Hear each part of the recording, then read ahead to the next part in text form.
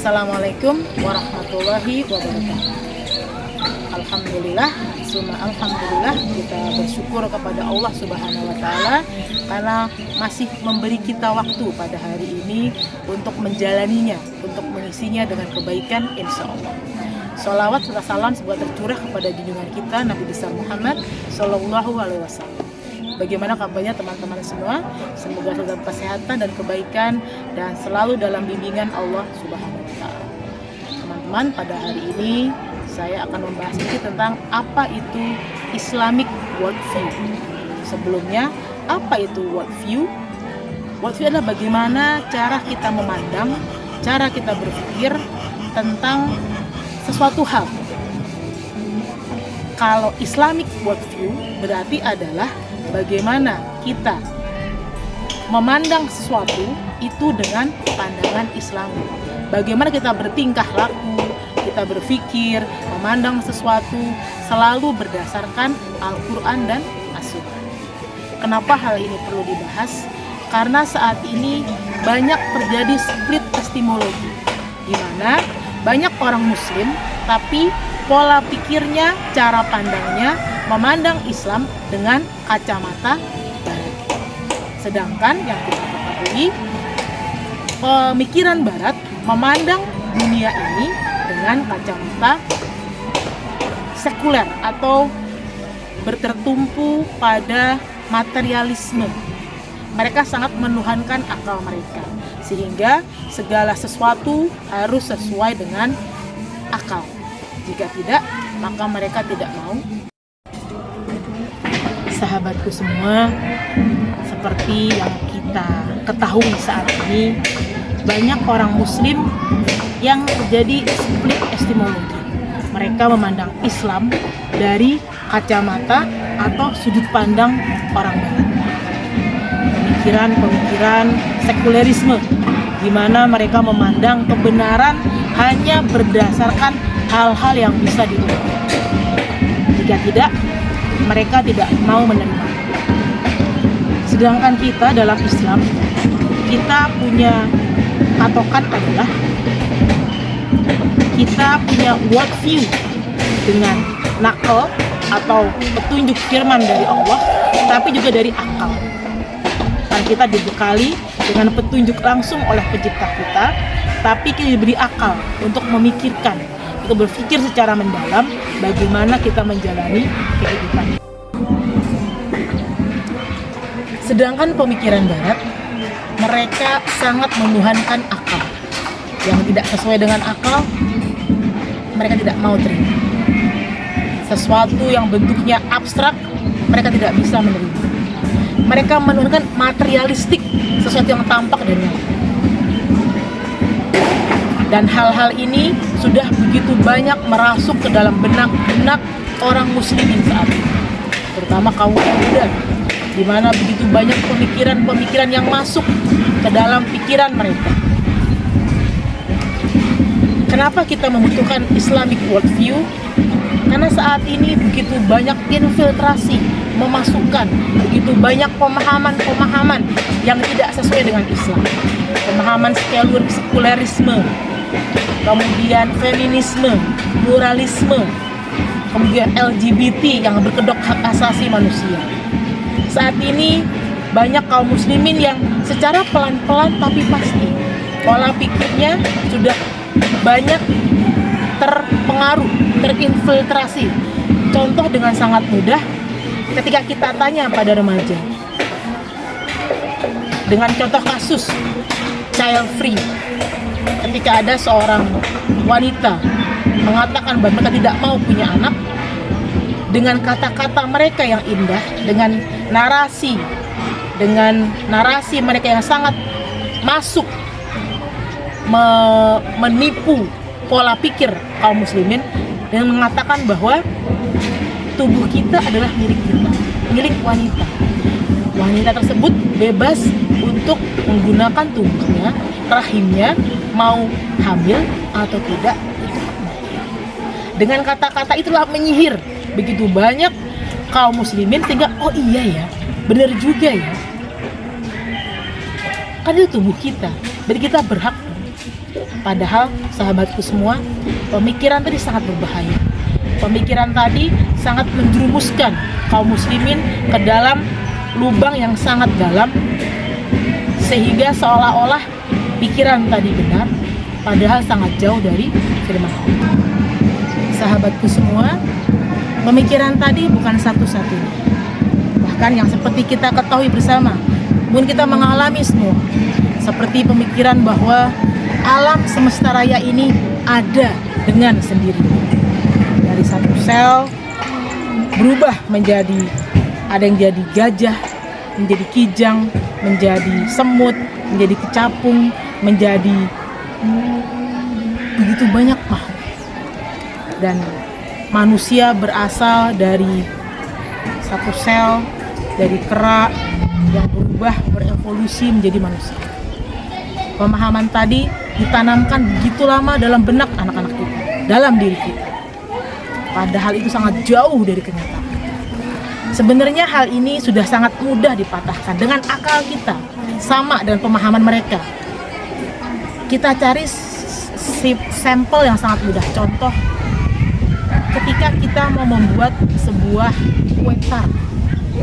Kue tart dibutuhkan bahan telur, terigu, pengembang, gula, dan teman-teman.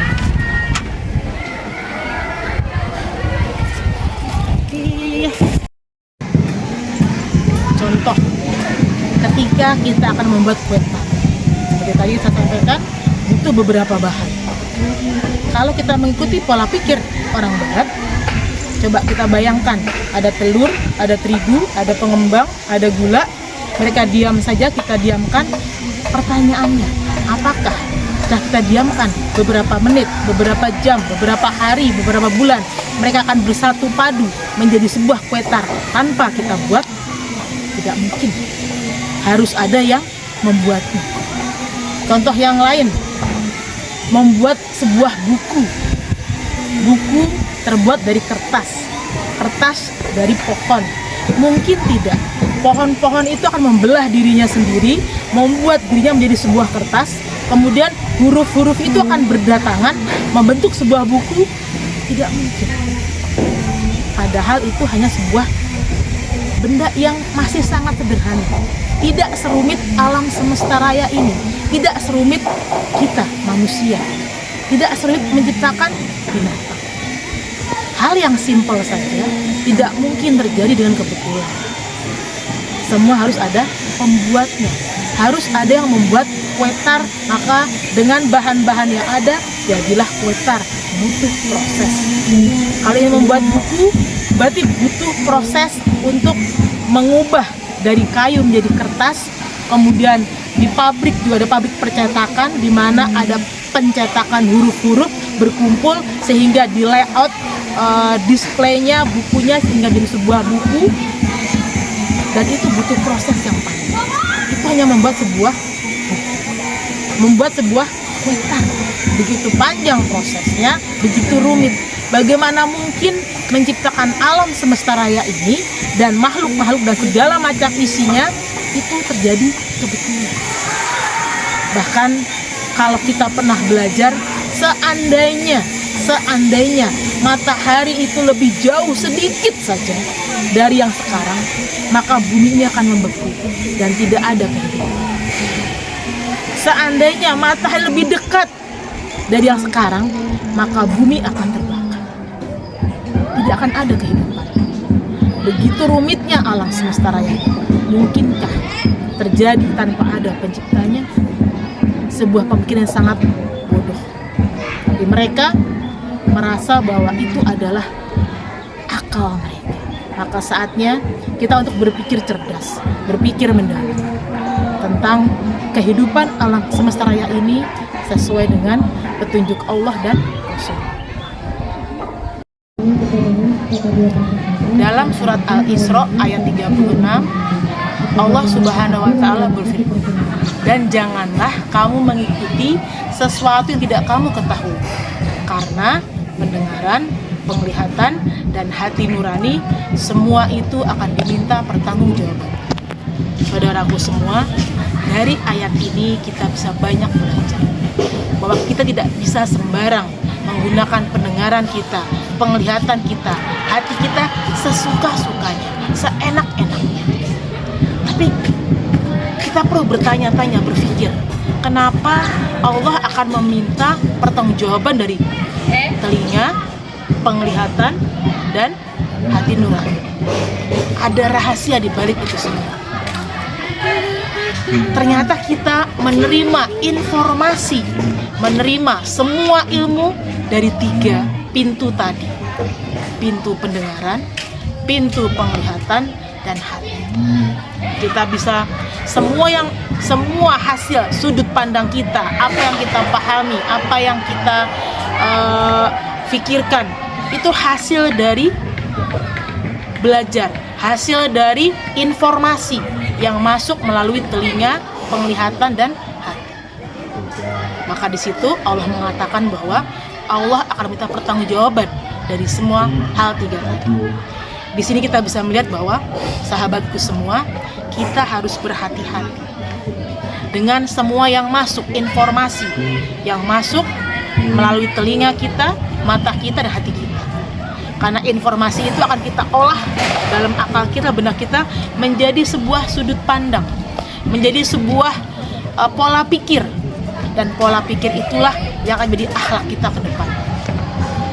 Maka sahabat itu semua, agar kita bisa mempunyai Islamic worldview, agar kita bisa berpola pikir, bertingkah laku, mempunyai sudut pandang seperti apa yang Allah dan Rasulnya turunkan dan ajarkan, maka kita harus cerdas menggunakan pendengaran, penglihatan, dan hati kita dalam menerima informasi, dalam menyaring hal-hal yang masuk dalam diri kita, sehingga apa yang kita pikirkan, apa yang kita lakukan, bagaimana kita berperilaku, itu akan sesuai dengan apa yang Allah dan Rasulnya ajarkan. Kita harus punya benteng yang kuat, benteng yang kokoh, pemahaman yang benar, sehingga kita bisa membedakan mana yang hak dan mana yang batil, mana yang sesuai, mana yang tidak. Dan kita juga bisa tahu memfilter segala macam informasi yang masuk dalam diri kita, sehingga kita tidak menjadi budak dunia.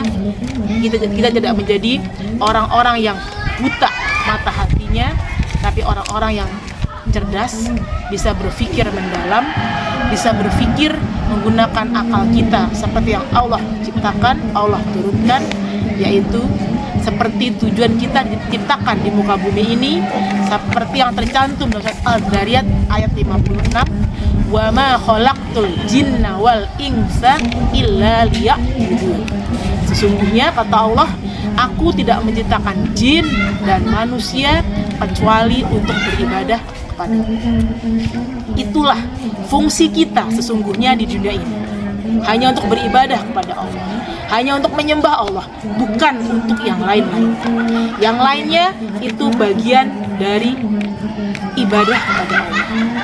Yang lainnya itu bagian dari tuntunan. Bagaimana kita bisa menjadikan apapun yang kita lakukan itu menjadi ibadah kepada Allah, seperti yang Allah firmankan bahwa untuk apa kita diciptakan, hanya untuk satu, itu beribadah kepada Allah Subhanahu wa Ta'ala. Moga-moga kita bisa mempunyai worldview yang benar, worldview yang baik, yaitu Islamic worldview. Assalamualaikum warahmatullahi wabarakatuh.